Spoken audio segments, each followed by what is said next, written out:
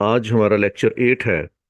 और political science 1 में आज के लेक्चर में हम जर्मी बेंथम की पॉलिटिकल थॉट्स के ऊपर बात करेंगे। सबसे पहले तो जर्मी बेंथम के बारे में। He was born in London 1748 to 1832 and went to Queen's College, Oxford. He entered Lincoln's Inn to study law and took a seat as a student in the King's Bench Division of the High Court to listen the judgment of the Chief Justice, Lord Mansfield. जर्मी Bentham law का student रहा और इसका law के साथ passion था इसका। और ये कोर्ट में जाके मुख्तलिफ जो उस वक्त के इश्यूज डिस्कस होते थे उन पे बैठा करता था और जस्टिस मैनफील्ड्स की जजमेंट्स जो थी वो उनको सुना करता था और पढ़ा करता था। बेंथम ने लिखी हैं fragment of the government, manual of political economy and introduction to the principle of moral and legislation. और जो इसकी पॉलिटिकल फिलोसफी है जो आपके सिलेबस में कवर होती है और बार बार जिनके ऊपर क्वेश्चन किए जाते हैं, ये 6 इसके पॉइंट्स हैं जिसमें सबसे इम्पोर्टेंट और सबसे पहला और सबसे इम्पोर्टेंट दैट इज बेंथम्स यूटिलिटेरियनिज्म। उसके बाद इसके नेचुरल राइट्स पे इसने बात की है, इसने इंडिविजुअलिज्म पे बात की है और इसकी अपनी एक थेरी है ऑफ गवर्नमेंट। और उसके बाद एडमिनिस्ट्रेशन ऑफ जस्टिस की अपनी इसकी थॉट्स हैं। और बड़ा क्रिटिकल है ये बरतानिया में उस दौर में जो एडमिनिस्ट्रेशन ऑफ क्रिमिनल जस्टिस था उसके बारे में बहुत ज़्यादा क्रिटिसिज्म भी ये करता रहा है।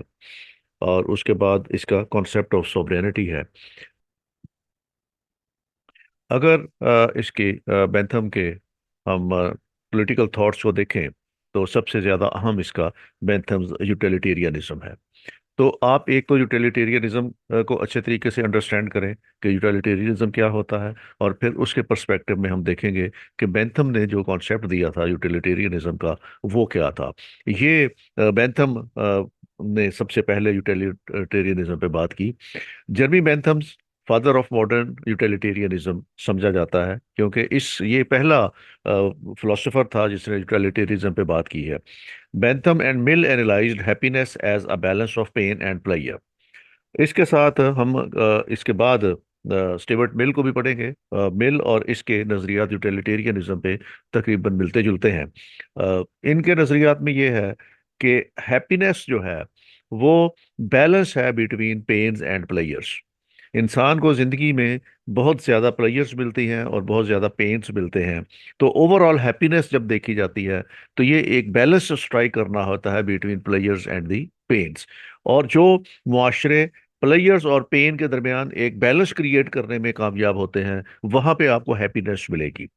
Utilitarianism philosophy holds that all human actions must be judged by their usefulness in promoting the greatest happiness for the greatest number of persons।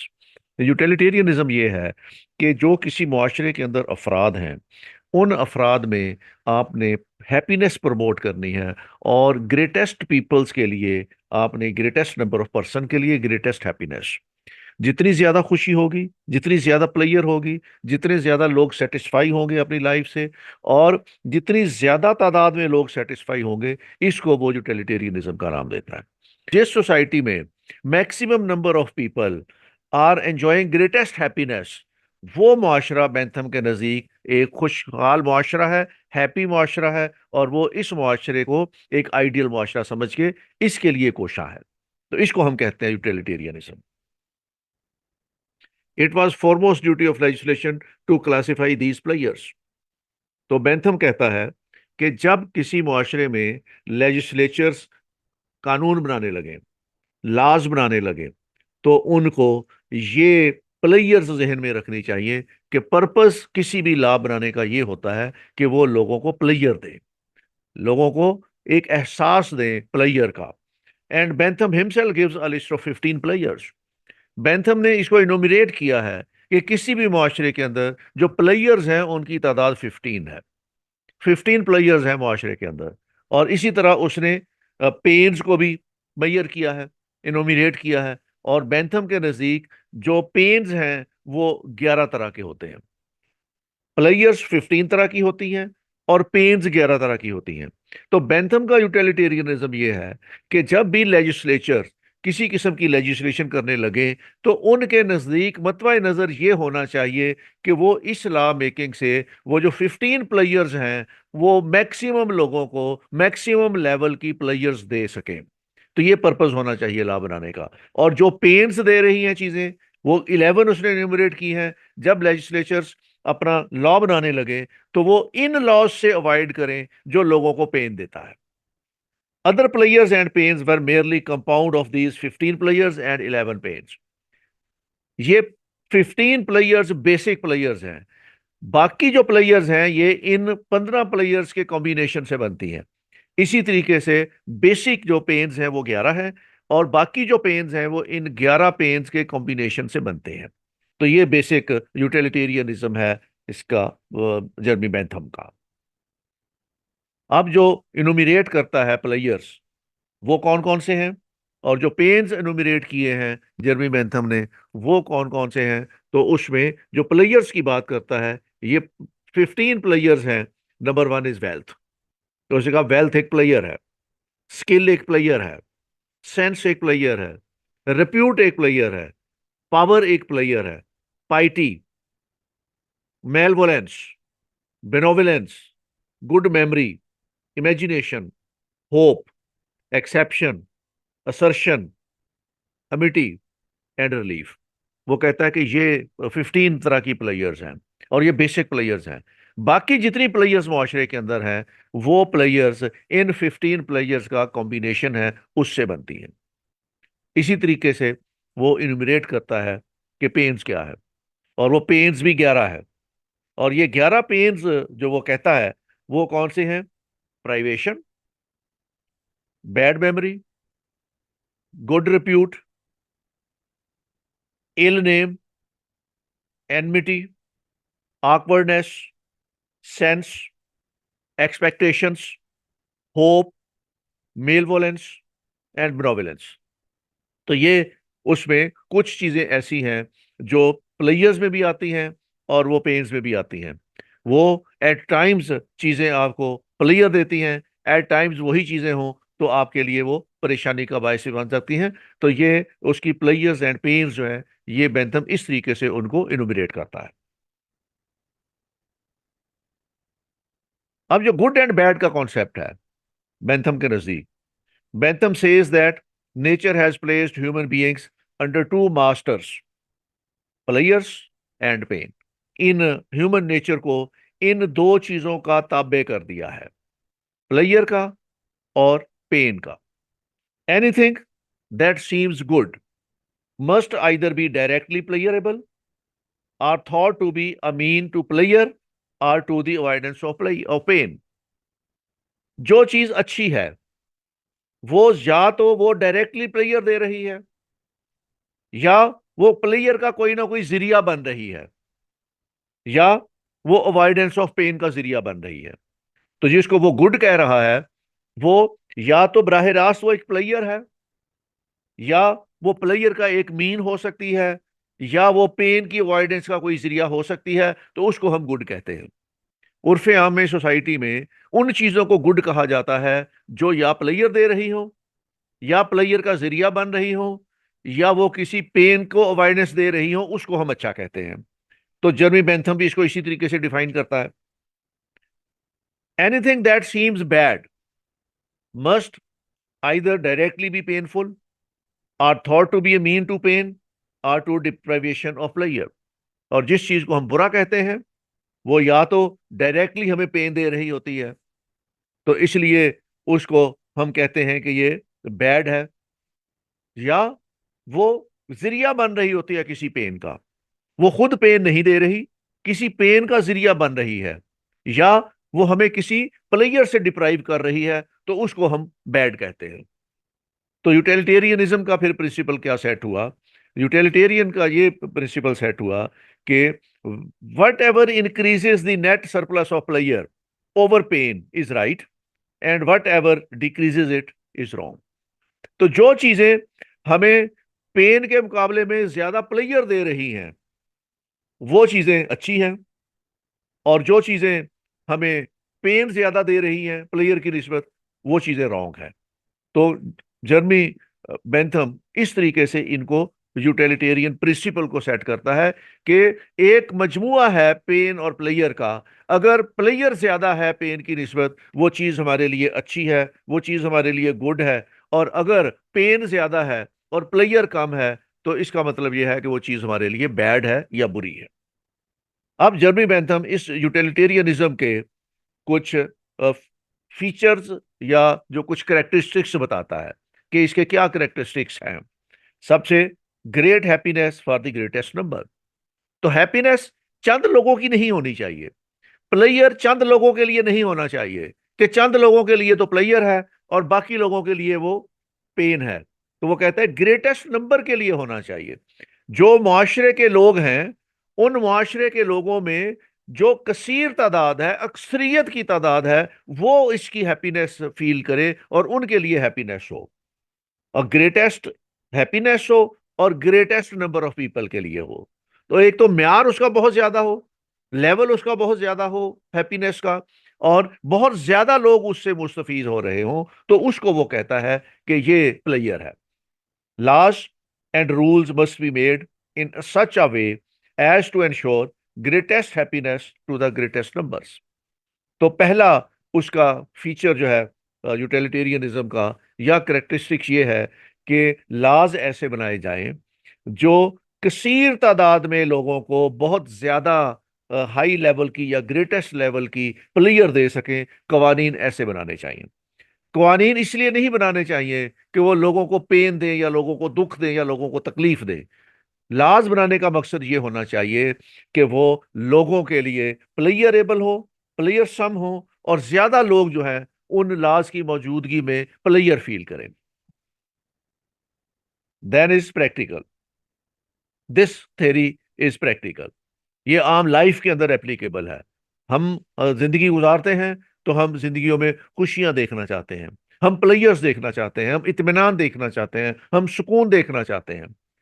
और अगर ज्यादा लोग जो हैं वो ऐसी कंडीशन में हो कि वो फील कर रहे हो कि वो पुरसुकून है, प्लेयरेबल लाइफ है, they are satisfied with their life, उनकी जिंदगी में परेशानियां कम हैं और उनकी जिंदगी में प्लेयर्स बहुत ज्यादा हैं, तो ये एक प्रैक्टिकल लाइफ है। पिवटल पॉइंट इसमें जो बेंथम के नजदीक है वो है 15 प्लेयर्स एंड 11 पेन्स। इससे आगे जितनी भी चीजें बनती हैं वो कॉम्बिनेशन हैं इन 15 प्लेयर्स का और 11 जो पेन्स हैं उनका। Belongs to ethics. ये सबसे बड़ी जो खूबी है इसके यूटिलिटेरियनिज्म की, वो ये है कि ये एथिक्स को बिलोंग करती है। Morality is the basis of these pleasures and pain. उसने मोरालिटी को बेस बना के ये पेन्स एंड प्लेयर्स देखी हैं। उसने मोरालिटी को सेंट्रल पॉइंट दिया है इसके अंदर, जो फोकल पॉइंट उसका जो है इन पेन्स और प्लेयर्स में, that is the morality and collective. The theory is about facilitation of individual, but in fact contributes to the collective life. जब वो मैक्सिमम नंबर ऑफ पीपल की बात कर रहा है तो वो एक कलेक्टिव मुआशरे की बात कर रहा है, वो कलेक्टिवली लोगों की बात कर रहा है। उसमें एक कम्युनिटी के चंद लोग या कोई एक शख्स जो है उसकी प्लेयर की बात नहीं कर रहा। वो मुआशरे में कसीर तादाद में जो लोग हैं, ज्यादा तादाद में जो लोग हैं, उनकी प्लेयर्स की बात कर रहा है। वो एक कलेक्टिव मुआशरे की बात कर रहा है कि मुआशरा कलेक्टिवली जो है वो प्लेयर्स के अंदर हो, वो सेटिस्फैक्शन के अंदर हो। Government to work for state. State is supreme body that has been made to benefit the people. It is responsibility of the government to work for the welfare of the state. तो basically ये किसका काम है कि government का काम है कि वो एक ऐसा मुआशरा तश्कील दें जिसके अंदर रहने वाले अफराद जो है वो प्लेयर के साथ रहें, सुकून के साथ रहें, उनको कोई तकलीफ ना हो, उनको कोई दुख ना हो, और वो अपनी जिंदगियां एक इत्मीनान के साथ गुजार सकें। तो ये उसके रिस्पॉन्सिबिलिटी गवर्नमेंट को दी है कि ये गवर्नमेंट का काम है कि ऐसी एनवायरनमेंट क्रिएट करे, ऐसे लॉज बनाए, ऐसी पॉलिसीज बनाए कि लोग जो हैं वो अपने आप को मुतमिन फील करें। It is the base of the government. Government is formed by the people to ensure the maximum pleasure and happiness. Governments बनाई ही लिए जाती है कि वो लोगों को प्लेयर्स दे सके, लोगों को इत्मीनान दे सके, लोगों को सुकून दे सके, पेन को अवॉइड कर सके, लोगों की परेशानियों को दूर कर सके। तो ये बेस ही गवर्नमेंट बनाने का यूटिलिटेरियनिज्म है। more psychological. Concept is less political and more psychological to think of happiness and pleasures. Mother of subjects. This theory gives build to economics, politics and laws and social sciences, criminal justice system. इस एक theory को सामने रखते हुए, utilitarianism की theory को सामने रखते हुए, एक बेस जो है वो गवर्नमेंट की यहां से बनी है। ये मदर है तमाम सब्जेक्ट्स की। गवर्नमेंट क्यों सड़कें बनाती है, क्यों वाटर सप्लाई स्कीम बनाती है, क्यों हॉस्पिटल बनाती है, क्यों एजुकेशन देती है, क्यों लोगों की वेलफेयर के काम करती है, बेसिकली उसके पीछे जो फिलॉसफी है वो यूटिलिटेरियनिज्म की है। तो ये मदर है, तो utilitarianism is the mother of all the subject. ये क्रक्स है गवर्नमेंट का कि गवर्नमेंट ने अपने लोगों को प्लेयर देनी है, मुतमिन रखना है, उनके प्रॉब्लम सॉल्व करने हैं, उनको पेन से बचाना है, ना to irritate others. The concept of utilitarianism is fruitful only if a person, while trying to get pleasure, is not to irritate others. अब हर शख्स का ये नेचुरल राइट है कि वो अपने लिए आसानियां पैदा करे, अपने लिए प्लेयर्स हासिल करे, प्लेयर सीख करे, लेकिन उसकी प्लेयर किसी दूसरे शख्स के लिए प्रॉब्लम नहीं बननी चाहिए। उसकी प्लेयर किसी दूसरे शख्स का पेन नहीं बनना चाहिए। उसकी प्लेयर किसी और को इरिटेट नहीं करनी चाहिए। अगर उसकी प्लेयर किसी और शख्स को इरिटेट करके हासिल की गई है तो फिर वो मुआशरे के अंदर बिगाड़ पैदा करेगी। वो मुआशरा जो है वो मैक्सिमम नंबर ऑफ पीपल के लिए वो प्लेयर नहीं होगी। तो प्लेयर हर शख्स के लिए है। अगर एक शख्स की प्लेयर दूसरे शख्स का पेन बन गई है तो फिर वो प्लेयर नहीं रहती। तो उसमें जो बेंथम यूटिलिटेरियनिज्म की बात कर रहा है उसमें दूसरों को इरिटेशन से बचाने की बात भी कर रहा है कि एक शख्स की प्लेयर दूसरे शख्स को इरिटेट ना करे। ये सोर्स ऑफ क्राइम भी है। प्लेयर, बाज लोग ऐसे होते हैं जो प्लेयर फील करते हैं बाई क्विटिंग अ क्राइम। तो जितने भी क्रिमिनल हैं उनको किसी न किसी तरीके से सेटिस्फेक्शन होती है और उन 15 प्लेयर्स में से किसी एक प्लेयर के हसूल के लिए वो क्राइम करते हैं। तो ये एक सोर्स ऑफ क्राइम भी है। To get pleasure sometimes an individual is to commit illegal acts. Every criminal has a specific utility in mind. अब अगला जो टॉपिक है इसमें, that is the natural rights. Natural rights and duties and laws. तो Bentham इसको, natural rights को duties की सूरत में देखता है, ड्यूटीज और लॉज की सूरत में देखता है। बेंथम वाज अगेंस्ट एब्सोल्यूट और natural rights which would limit the sovereign. His theory of right has three elements.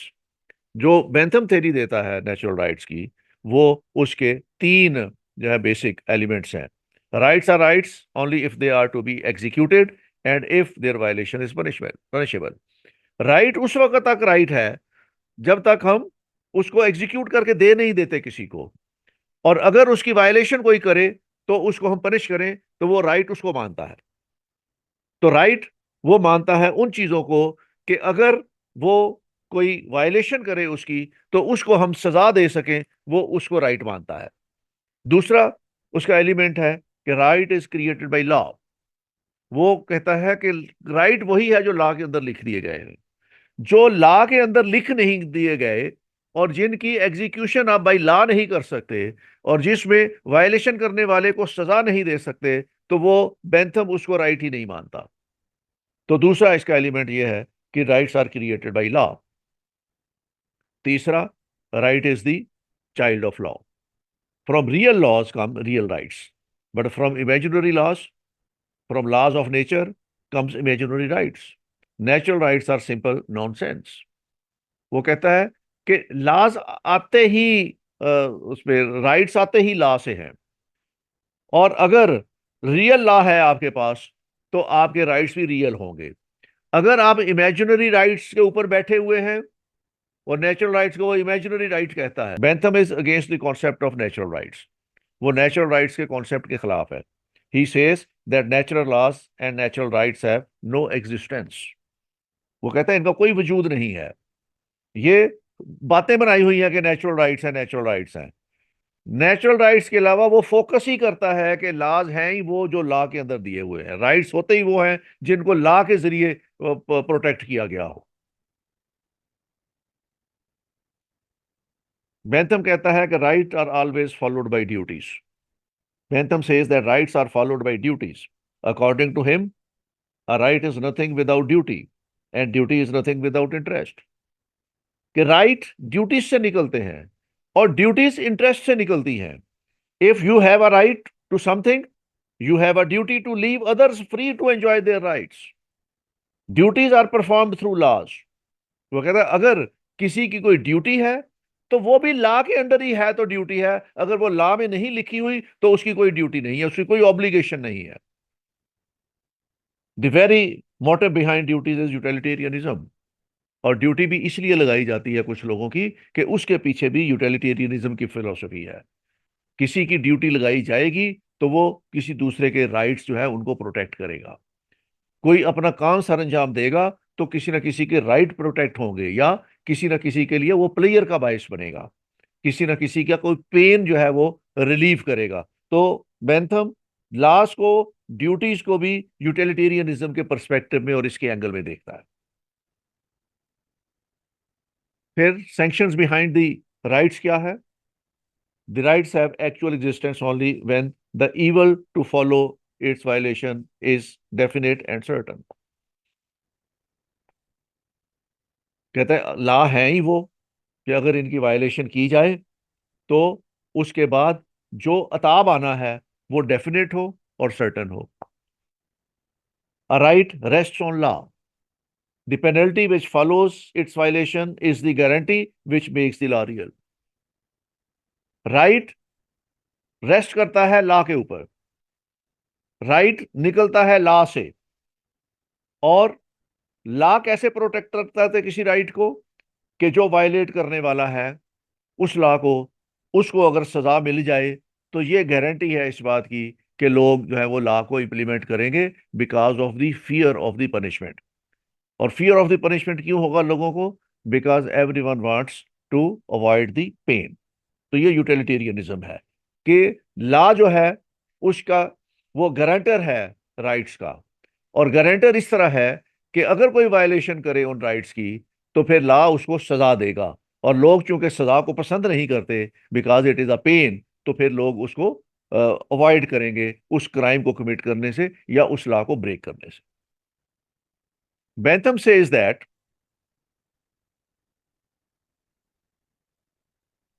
it is my duty to do which I am liable to be punished according to law. And if I do not, this is the original orderly and proper sense of the word duty.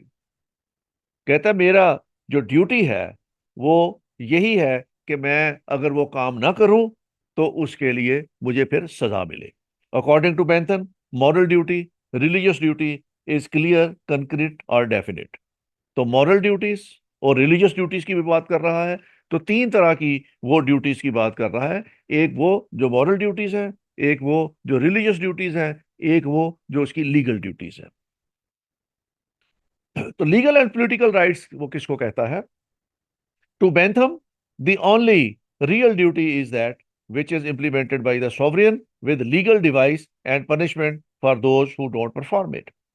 तो legal rights और legal duties ये हैं कि अगर कोई शख्स वो अपना काम ना करे तो फिर उसको सॉवरेन सजा दे. इसको वो लीगल पॉलिटिकल राइट्स या ड्यूटीज की बात कर रहा है. Rights are related to duties and duties can be religious, moral, legal और पॉलिटिकल. तो राइट्स जो है वो रिलेट करते हैं ड्यूटी से, और ड्यूटीज वो समझता है कि चार तरह की हैं: religious, moral, legal and political. Religious and moral duties are not definite. अब लीगल, अगर हम लीगल ड्यूटीज की बात करें, रिलीजियस ड्यूटीज की बात करें या मॉरल ड्यूटीज की बात करें, बेंथम समझता है कि सिर्फ आपकी जो लीगल ड्यूटीज हैं वो डेफिनेट है, बाकी रिलीजियस ड्यूटीज और मॉरल ड्यूटीज जो हैं वो डेफिनेट नहीं है. Therefore religious and moral rights are not definite. तो इस तरह रिलीजियस और मॉरल राइट्स भी डेफिनेट नहीं है. हम अगर कहें कि ये आपका इखलाकी फर्ज है कि आप मेरी मदद करें, तो अगर वो शख्स कर दे तो उसकी मेहरबानी है, ना करे तो इस बात पे आप उसको सजा नहीं दे सकते. अगर हम ये कहें कि आपकी मॉरल ड्यूटी है कि आप हक का साथ दें, और अगर कोई हक का साथ नहीं देता तो आप उसको सजा नहीं देते, तो इसलिए वो कहता है कि रिलीजियस राइट्स और मॉरल राइट्स जो हैं वो भी डेफिनेट नहीं है. अगला पॉइंट जो वो कहता है वो ये कहता है कि जो सॉवरेन है उसके लिए कोई is free from legal duties, उसकी कोई लीगल ड्यूटी नहीं होती, उसके जुम्मे कोई ऐसा काम नहीं होता जिसको हम उसकी ड्यूटी कहें। According to Bentham, the sovereign has no duty. He may have moral duties but not legal duties. The sovereign is limited only by moral duties. उसकी कोई लीगल ड्यूटी नहीं होती, उसकी मॉरल ड्यूटीज होती हैं। वो कर दे तो बड़ी अच्छी बात है, अपनी ड्यूटीज परफॉर्म कर दे, अगर वो नहीं करे तो इस बना पे आप सॉवरियन को पनिश नहीं कर सकते। तो इसलिए उसकी कोई लीगल ड्यूटी ही नहीं होती, उसकी सारी मॉरल ड्यूटीज होती हैं। The state has to conduct itself in such manner that the danger of resistance and revolt by people is controlled to a maximum. तो स्टेट फिर अपने आप को इस तरीके से कंडक्ट करे कि लोगों के रेजिस्ट करने का या रिवॉल्ट करने का कम से कम इम्कान हो। तो जो सॉवरियन है वो अपनी मॉरल ड्यूटीज में पक्का होना चाहिए, ताकि लोग जो हैं वो रेजिस्ट ना करें और उसके खिलाफ रिवॉल्ट ना करें। Laws are for human betterment. किसी भी माशरे में जो कानून बनाए जाते हैं वो लोगों की बेटरमेंट के लिए बनाए जाते हैं। According to Bentham, no law is made against human betterment. Human betterment के अगेंस्ट कोई लॉ नहीं बनाया जाता। Laws are for the pleasure and happiness. Laws बनाए ही इसीलिए जाते हैं कि लोगों को वो प्लेयर दें, लोगों को वो हैप्पीनेस दें। Laws are equally enforce on all individual. वो इक्वालिटी ऑफ लॉ है, तमाम लोगों पे नाफिज किए जाएंगे। Each one is bound to respect law because law is made for their pleasure. तो हर शख्स जो है वो लॉ की हुक्मरानी और लॉ को रिस्पेक्ट करता है, क्योंकि लॉज उसके प्लेयर के लिए बनाए जाते हैं। People are bound to accept legal punishment. और अगर किसी ने वो लॉ ब्रेक कर दिया है और उसके नतीजे में उसको लीगल पनिशमेंट दी जा रही है, तो लोगों को वो एक्सेप्ट करते हैं, क्योंकि वो समझते हैं कि उनसे लॉ ब्रेक हुआ है और वो फिर उसकी पनिशमेंट को भुगतने के लिए भी तैयार होते हैं।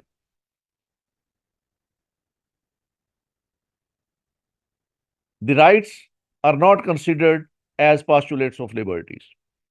वो कहते हैं जो राइट्स हैं वो आपको लिबर्टी इंश्योर नहीं करके दे सकते।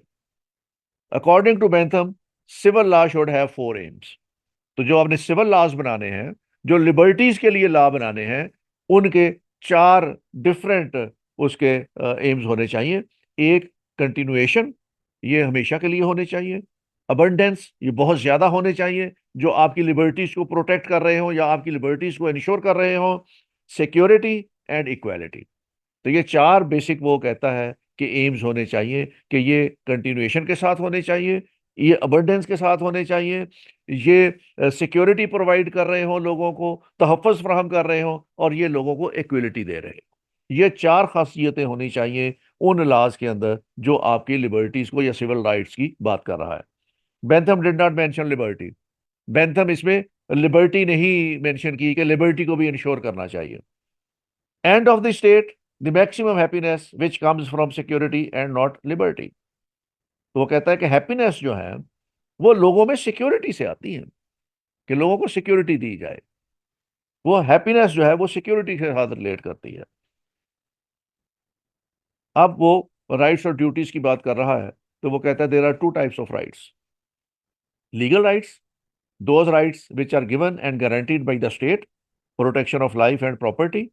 And then moral rights, the rights which the individual are to provide to individual. ये मुआशरे में लोगों ने एक दूसरे को प्रोवाइड करने हैं, लेकिन जो लीगल राइट्स हैं वो स्टेट ने प्रोवाइड करने हैं।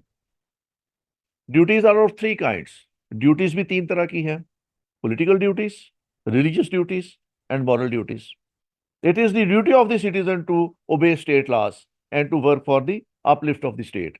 तो सिटीजन की क्या ड्यूटी है? सिटीजन की सिर्फ एक ड्यूटी है, और वो है कि वो लॉ को जो है वो ओबे करें। To obey sovereign order and law are religious duties. तो सॉवरेन के ऑर्डर्स को मानना ये लोगों के लिए ये रिलीजियस ड्यूटीज है। And to work for personal benefits and uplift is moral duty. तो अपनी खुशहाली के लिए काम करना, अपनी अपलिफ्ट के लिए काम करना, ये उनकी मॉरल ड्यूटी है, लेकिन सॉवरियन के ऑर्डर को मानना ये उनकी रिलीजियस ड्यूटी है।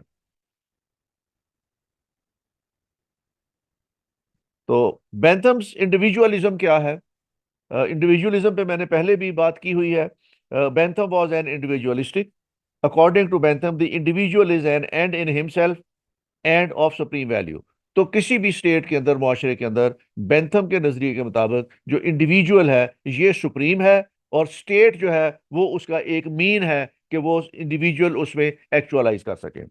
Society or state is only a mean to individual ends, which is their totality are reduced to generate happiness of the greatest numbers.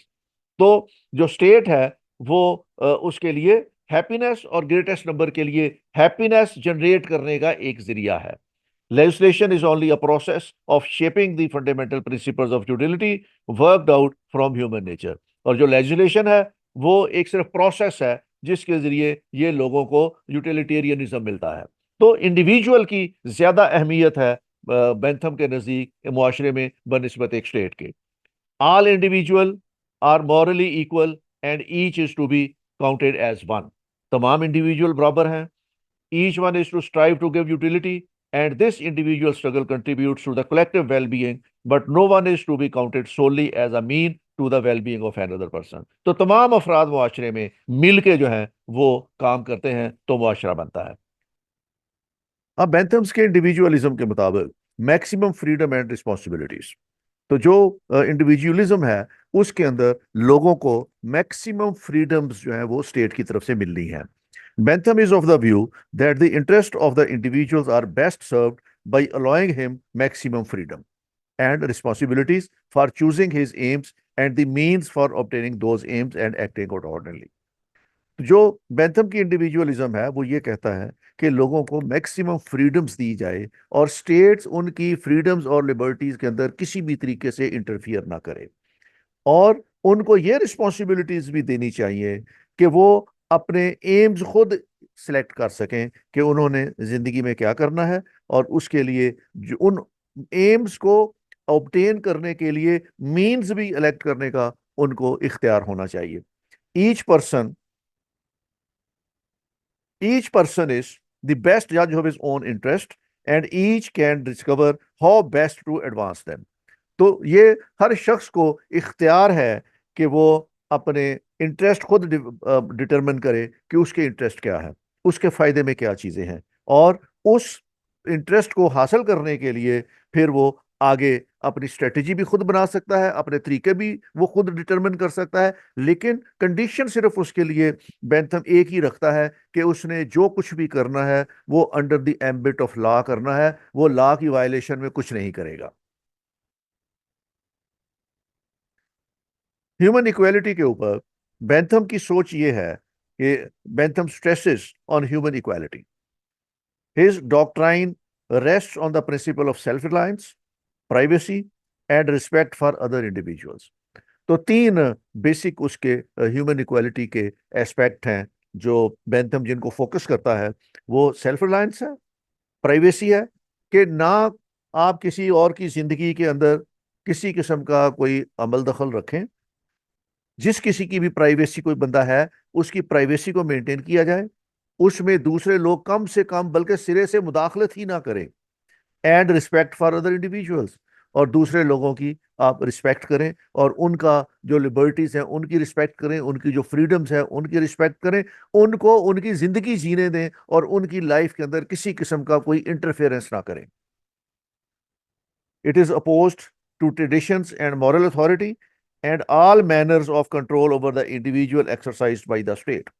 तो वो तमाम तरीके जो हैं वो स्टेट के, जो इंडिविजुअल पे वो स्टेट एक्सरसाइज करती है कंट्रोल के, वो मॉरल अथॉरिटी हो या कोई और तरीके हो, ट्रेडिशनल तरीके हो, वो उसको अपोज करता है. वो कहता है कि स्टेट को किसी भी तरीके से इंडिविजुअल की लाइफ में किसी किस्म की मुदाखलत करने का हक ही नहीं है, इख्तियार ही नहीं है.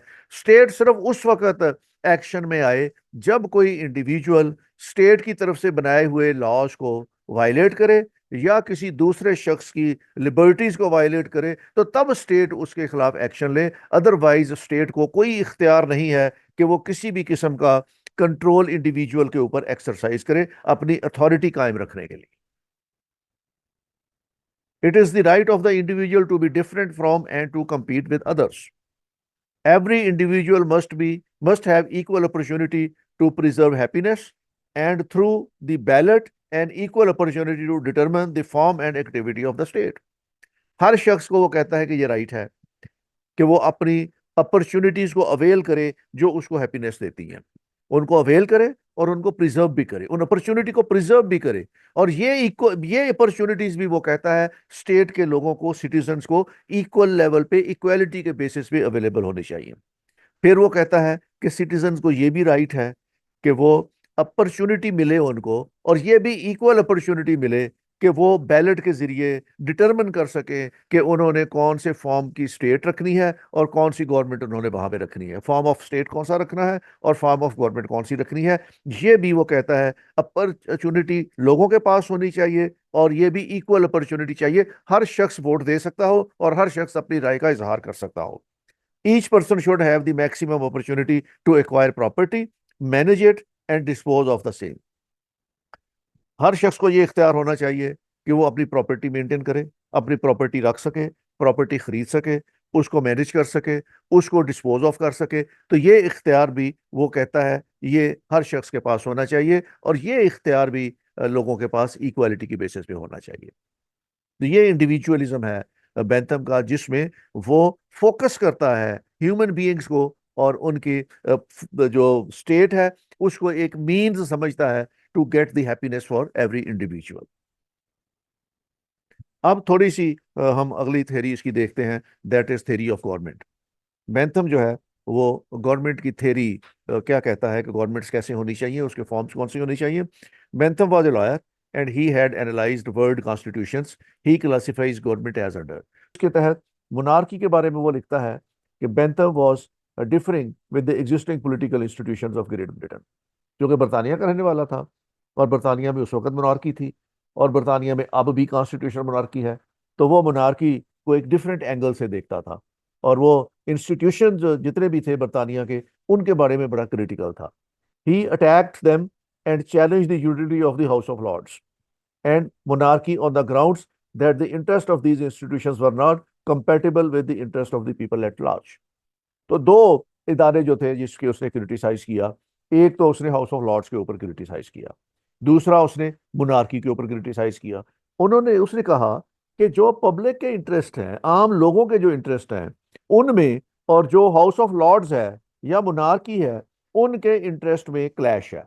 ये कंपैटिबल नहीं है with the interest of the common man. ये कॉमन मैन को वो चीजें दे ही नहीं रहे जो कॉमन मैन की यूटिलिटेरियनिज्म के लिए जरूरी है। तो वो इन दो इंस्टीट्यूशंस को क्रिटिसाइज करता है। He was in favour of A unicameral legislature elected every year on the basis of universal adult franchise. वो हाउस ऑफ लॉर्ड्स के खिलाफ था। वो कहता था कि हाउस ऑफ लॉर्ड्स का कोई कंट्रीब्यूशन नहीं है लोगों की वेलफेयर में, ये एक फजूल इदारा बनाया हुआ है, इस इदारे को फौरी तौर पर खत्म कर देना चाहिए। और उसकी जगह पे बेंथम का ख्याल ये था कि सिर्फ एक यूनिकैमरल लेजिस्लेशन होनी चाहिए, और उसके लिए भी उसने सजेस्ट किया कि इसका टेन्योर जो है वो 1 साल का होना चाहिए। बस साल तक ये लोग अपना काम करें, और जब साल इनका मुकम्मल हो जाए तो लोग अडल्ट फ्रेंचाइज के जरिए, यूनिवर्सल फ्रेंचाइज के जरिए लोग अपने अगले साल के लिए नुमाइंदे मुकर्रर कर लें, और इसका यूनिकैमरल हाउस का टेन्योर जो है वो सिर्फ 1 साल का रखा जाए। He opted for republican system because such a government was favourable to both efficiency and economy and supremacy of the people. तो वो रिपब्लिकन जो टाइप है गवर्नमेंट की, उसकी फेवर में था। और मैं आपको पहले बता चुका हूं कि रिपब्लिकन फॉर्म वो होती है जिसमें हर पब्लिक ऑफिस जो है वो इलेक्शन के जरिए फिल किया जाता है, और लोग इलेक्शन के जरिए उसको अपॉइंट करते हैं, और इलेक्शन के जरिए ही फिर उसको वो बाहर निकाल देते हैं। अगर वो उसकी कारकर्दगी ठीक ना हो तो उसको अपनी टर्म पूरी करने के बाद दोबारा इलेक्शन में लोगों के पास जाना पड़ता है। अगर उसकी कारकर्दगी अच्छी होगी, लोग उसको अच्छा समझते होंगे, तो वो री इलेक्ट हो जाएगा, अदरवाइज लोग जिसको मुनासिब समझेंगे उसको वहां पे इलेक्ट कर लेंगे। तो ये रिपब्लिकन सिस्टम ये है। Neither absolute monarchy nor limited monarchy could secure the greatest happiness of the greatest numbers. Bentham का ख्याल ये था कि मोनार्की किसी भी सूरत में ग्रेटेस्ट हैप्पीनेस नहीं हासिल कर सकती ग्रेटेस्ट नंबर का, क्योंकि मोनार्की के इंटरेस्ट जनरल पब्लिक के इंटरेस्ट से क्लैश करते हैं या वो कंपेटेबल नहीं है। इसलिए बेंथम समझता है कि एब्सोल्यूट मोनार्की रख लें या लिमिटेड मोनार्की रख लें, ये लोगों के मसाइल हल नहीं कर सकती, ये उनके लिए वेलफेयर नहीं ला सकती, तो इसलिए वो इस फॉर्म को अच्छा नहीं समझता।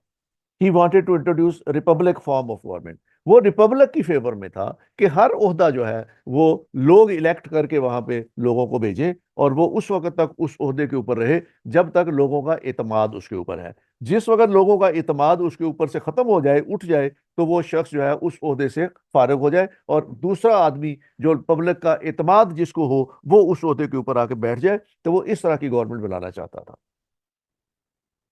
डेमोक्रेसी के बारे में बेंथम कहता है, according to Bentham, when democracy rules, that the interest of the governors and the governed become identical, for the greatest happiness of the greatest number is then supreme and.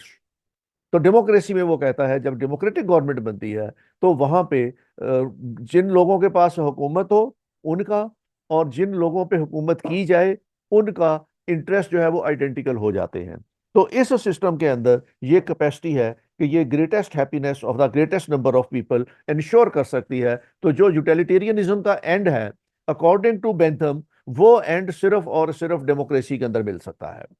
Legislature is of prime importance in democracies. तो अगर आपने democracy रखनी है तो democracy में सबसे ज्यादा importance फिर लेजिस्लेचर्स की आ जाती है, क्योंकि उन्होंने लाभ बनाने हैं और वो अगर लाभ बनाएंगे जो greatest happiness to the greatest number of people दे सकें, तो वो कहता है कि यही स्टेट की मिराज है और यही स्टेट अगर हासिल कर ले तो इसी काम के लिए स्टेट बनी है। He recommends universal adult franchise, annual election of the parliament and secret ballot system.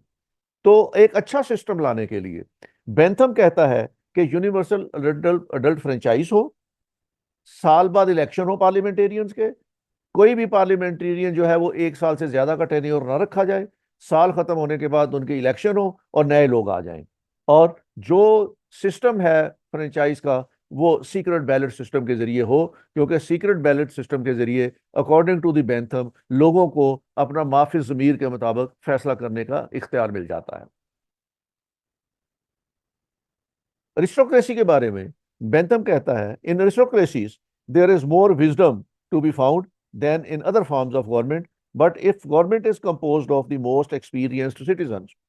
तो अरिस्टोक्रेसी में वो कहता है कि ये ज्यादा विजडम होती है, ये पढ़े लिखे लोग होते हैं और ये अगर गवर्नमेंट फॉर्म करें तो ये इनकी गवर्नमेंट जो है ये एक्सपीरियंस्ड सिटीजन्स के ऊपर होती है। ये हुकूमत का नज्म नसक अच्छे तरीके से चलाने की सलाहियत रखते हैं, ये पढ़े लिखे तजर्बाकार लोग होते हैं और अपने तजर्बे के बलबूते पे ये लोगों की वेलफेयर के ज्यादा अच्छे काम कर सकते हैं। इनके अंदर पोटेंशियल होता है कि वो लोगों के अच्छे तरीके से वेलफेयर के काम करें। Aristocracy has less honesty than the republic and less strength than the monarchy। लेकिन वो अरिस्टोक्रेसी का मुकाबला जब बाकी दो फॉर्म ऑफ सिस्टम से करता है तो वो कहता है कि ये रिपब्लिक से ऑनेस्ट कम ऑनेस्ट होती है, और लेकिन ये मोनार्की से ज्यादा लेस स्ट्रेंथ इसके अंदर होती है।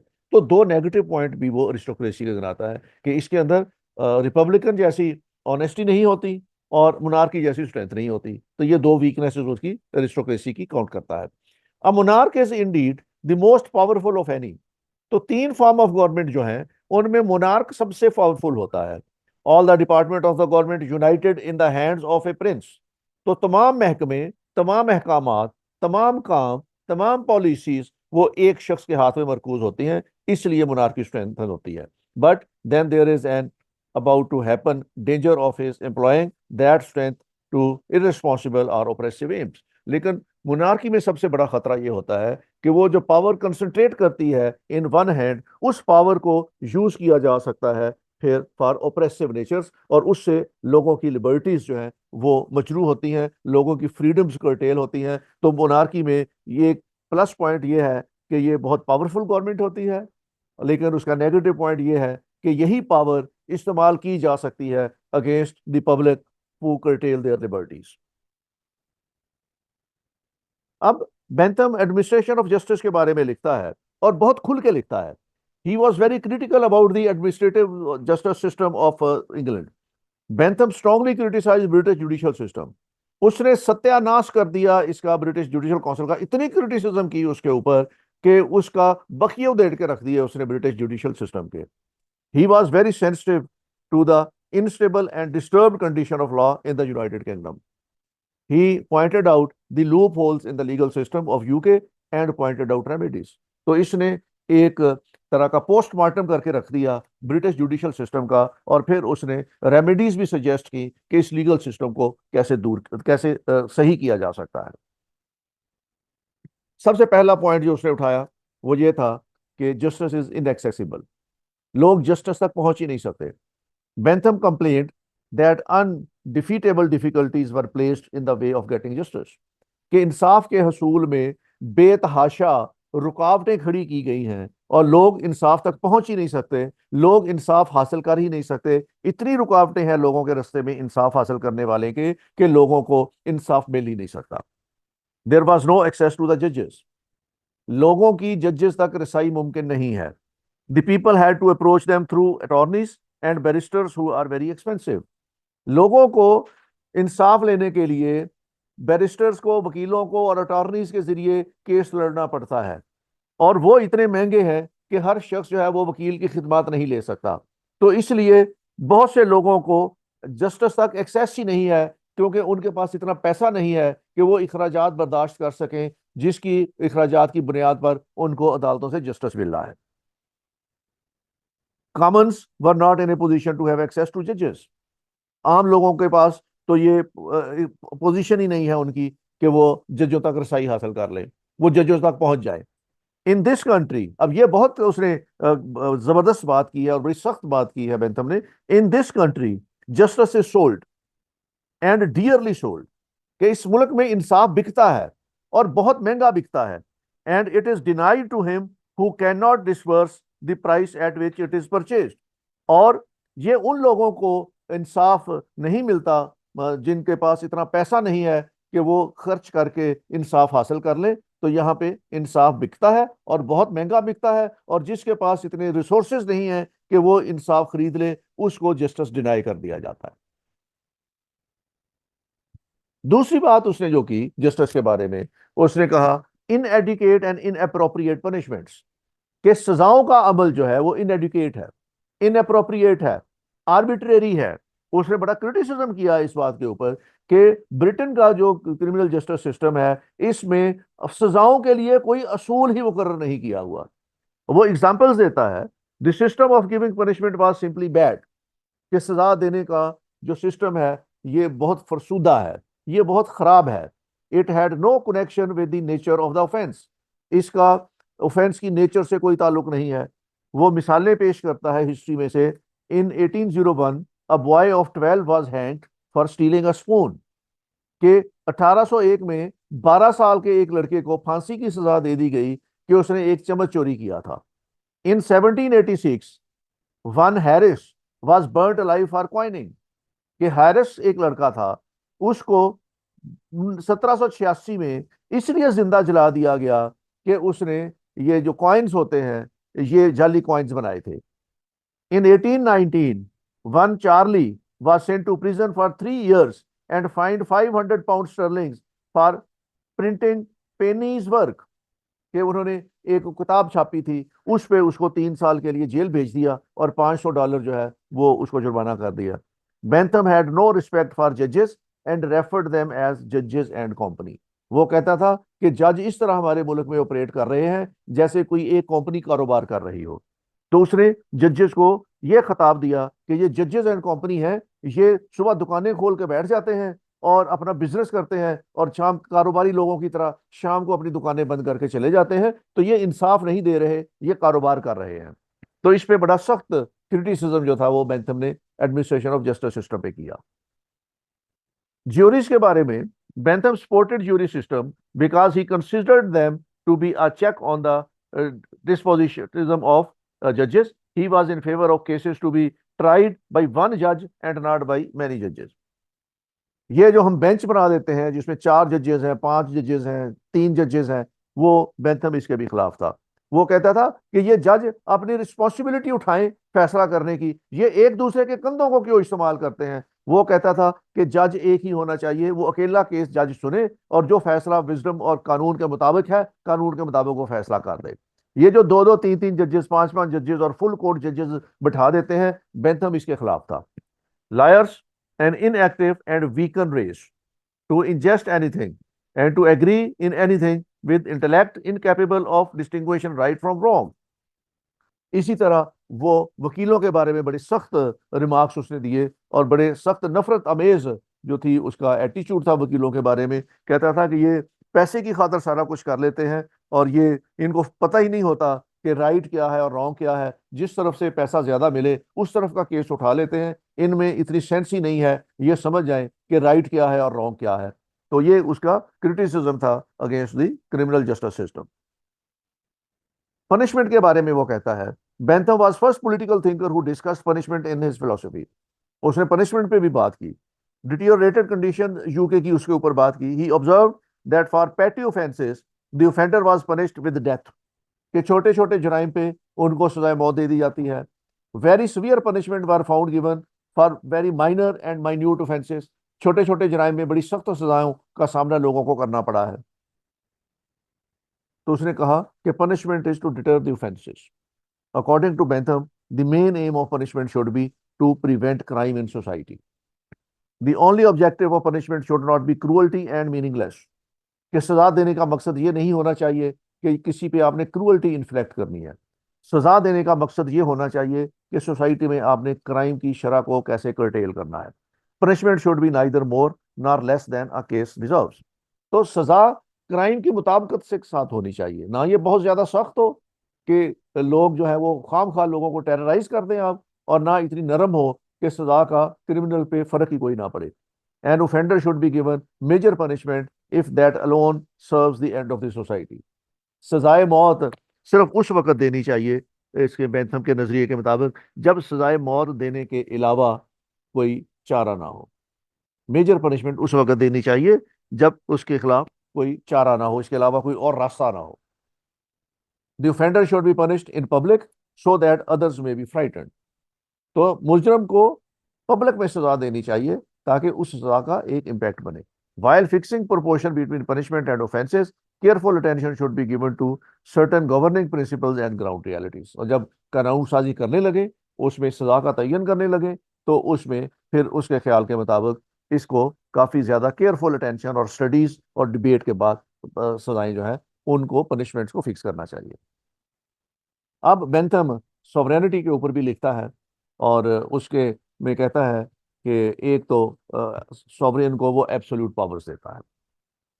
Bentham gives absolute power to the sovereign. According to him a sovereign is the most respected polished and powerful personality in the state. वो एब्सोल्यूटिज्म की बात कर रहा है कि एक एब्सोल्यूट पावर्स होनी चाहिए सॉवरेन के पास। वो सबसे पावरफुल हो, सबसे ज्यादा रिस्पेक्टेबल हो और वो सबसे ज्यादा पॉलिश्ड हो। Sovereign has complete power to make execute and educate law. वो सॉवरेन की पावर के ऊपर किसी किस्म की कदगन लगाने की फेवर में नहीं है। वो कहता है कि सॉवरेन जो है उसके पास तमाम तरह की पावर हो कि वो लॉ मेक कर सकता हो, उसको एग्जीक्यूट कर सकता हो, उसको एग्जीक्यूट कर सकता हो। He has the coercive power to arrange to obey the laws. और उसके पास इतनी कॉर्सिव पावर हो कि वो लोगों को मजबूर कर दे कि लोग लॉ की ओबेंस करें। तो ये एब्सोल्यूट पावर देता है बेंथम सॉवरेन को। Bentham says that a society can not be effectively run without an absolute sovereign. तो एब्सोल्यूट सॉवरेन के बगैर कोई सोसाइटी वो रन कर ही नहीं सकती, एफिशिएंटली रन नहीं कर सकती। एक एफिशिएंट सोसाइटी के लिए एक एब्सोल्यूट सॉवरेन का होना जरूरी है। Rights are protected and state is managed by a powerful sovereign.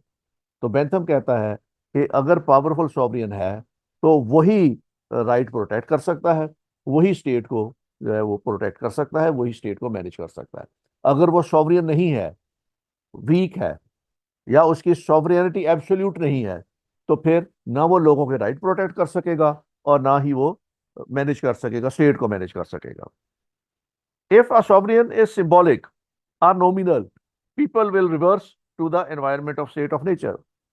अगर वो सॉवरेन कमजोर होगा या वो सिंबॉलिक होगा तो लोग फिर वापस रिवर्ट कर जाएंगे to the state of nature.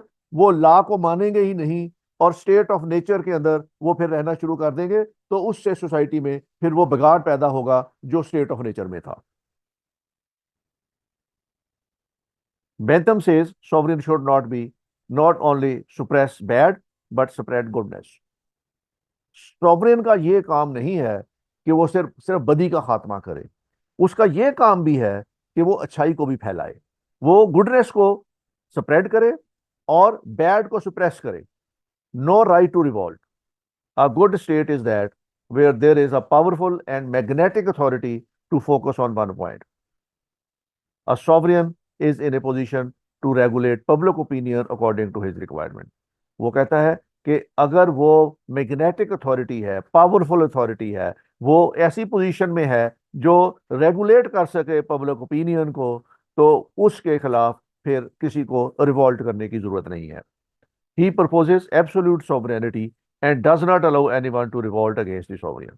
तो ऐसे सॉवरियन के खिलाफ किसी को रिवॉल्ट करने का इख्तियार बेंथम नहीं देता। तो वो कहता है कि इसके खिलाफ, चूंकि वो एब्सोल्यूट सॉवरियन है, इसके लिए इसलिए उसके खिलाफ किसी किस्म का रिवॉल्ट लाया नहीं जा सकता और ना किसी को ये हक हो या इख्तियार हो कि वो रिवॉल्ट करे।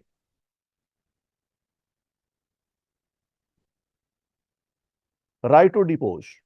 Bentham is against any rebellion, but he says that if society feels that sovereign is disinterested in serving people's interest, and people are to face crisis, then they are allowed to consider sovereign deposition. अगर sovereign उनके right को protect नहीं कर रहा, sovereign उनके welfare के काम नहीं कर रहा, वो डिसइंटरेस्टेड है इन सर्विंग द पीपल, वो हुकूमती अमूर पे तवज्जो नहीं देता, तो फिर सॉवरियन को डिपोजिशन की जा सकती है। लोग जो है वो उसको उसके इक्तदार से अलग कर सकते हैं। If the deposition of the sovereign is to worsen situation, then people should discard any concept or revolt. अगर इस तरह सॉवरियन को रिमूव करने में मुल्क के अंदर लॉ एंड ऑर्डर सिचुएशन का खतरा है या इंस्टेबिलिटी आने का खतरा है, तो फिर वो लोगों को कहता है कि आप सॉवरियन की डिस्पोजिशन से बाज आ जाएं, क्योंकि उससे इंस्टेबिलिटी आएगी और इंस्टेबिलिटी फिर सोसाइटी को क्योस के अंदर ले जाएगी। अलाउज रेवोल्यूशन और rebellion under necessity.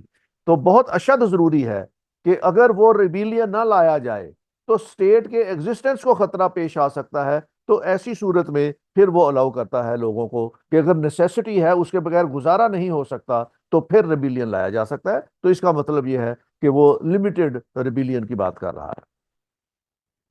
Legislation, state should have a written and practical constitution.